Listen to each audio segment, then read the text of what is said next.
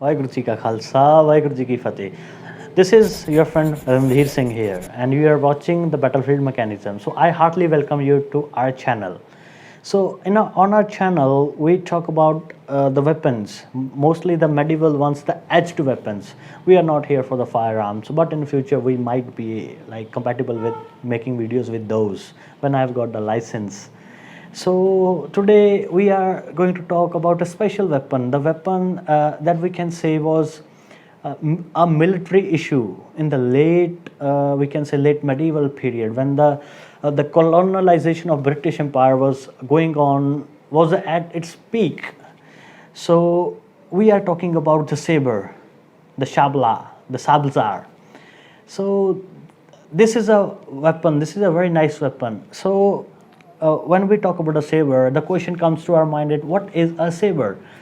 Like a saber is any weapon which has curved blade section and which can cut. So that is called a saber. So today we are talking about a saber, but a different kind of saber. Can you believe that? Like there are hundreds of sabers around, but there are a few particular pieces that we found out throughout the history. So first, let's elaborate the word saber. The saber means to cut, an object which can cut. It is a saber. But if we talk about like the British and the American school of thought, like the school of translating things, we find out that in British English, the saber must be curved, but in the American English, every sword is a saber. After the War of Revolutions, the swords, the type of swords that we find are called sabers. So the saber today we are going to talk about is an Indian cavalry saber. So it is very interesting. Like it is interesting because there are two things in it. First of all, we will talk about the blade, and after that we will talk about the hilt. So let's see first, what is a saber? What I'm going to explain, what I am going to talk about in this video. So first of all, let's see. So this is a blade. This is a saber. So it is actually a saber according to British English because first of all, it has this curved blade and very nice hilt, which was a military issue. So to know about what's super interesting about this is because it is like a marriage of time periods. So if we talk about the era of Napoleon, like around 1796, there was a kind of blade that emerged, that was in vogue, that was used by the heavy and the light cavalry. So the blade is called 1796 pattern. So interesting thing about that is like this is that blade, kind of that blade. I'm not saying that that is the particular 1796 pattern, but this is a kind of 1796 pattern because so we can there are distinct features about it. First of all, it has this fuller going on. So if you can see properly, so the groove, the hollow thing that is going inside the blade on both sides, it is called a fuller, or it is also called a groove. So a groove with a backed edge. This is not a spear point edge. I will talk about it in a minute. So with a tip that goes to the back of the blade. So interesting thing it's about this blade is this hilt.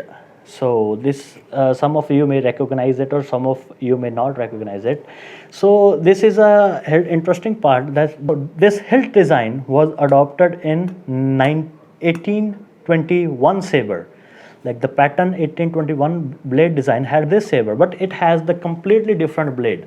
It has the blade that yes has this piece, this thing, this section of the blade. This is called a ricasso. So that has this, but it has the completely different blade because so that was less curved in this, and that has a spear point. The spear point means the tip in the center of the blade. Okay, so this 3-bar hilt came around that period. So first, so when we talked about the 1796 type of blade, this used to have only single bar, not a typical 3-bar hilt. So due to injury, I am holding in my left hand. It can be used by both hands, but is predominantly is used by the right hand. So if I grab this about like this, so these are extra two rings that guard the outer side of the hand. So and this also has this thumb guard here. So this is a kind of more protective hilt than a single bar. Most of the Indian talwars used to have the knuckle bows. Okay, so mostly we can find the single knuckle bows here. Like let's see, this is my personal talwar, and it has this single cross section. But we can see all the other parts of the hands are exposed. But due to the same reason, they added these two bars. Yes, some of you may think that this is hollow and this will not protect, but most of the times it does its job. If it doesn't its job, so it will not be continue in the history. We found this in history, so we means that these are the battle tested ones. So the sword that I showed you here, like it was particularly made for the Indian cavalry. Why is so? Why is that? So to answer this question, so why it is a typical Indian cavalry sword? Well, I have a theory in my mind.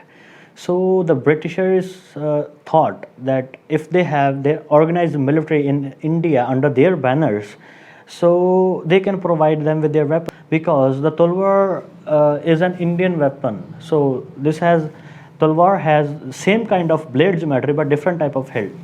What is that? We can say that typical this disc type thing on the hilt. Okay, so this is a different thing, but they thought that we had spare 1796 blades with a more protective hilt, so they removed the 1921 type of blades from the sword and they put in 1796 blades with this type of hilt. So this whole sword, this cavalry, light cavalry sword, was born. So if you like the video, please keep sharing, subscribe our channel. Thank you kindly.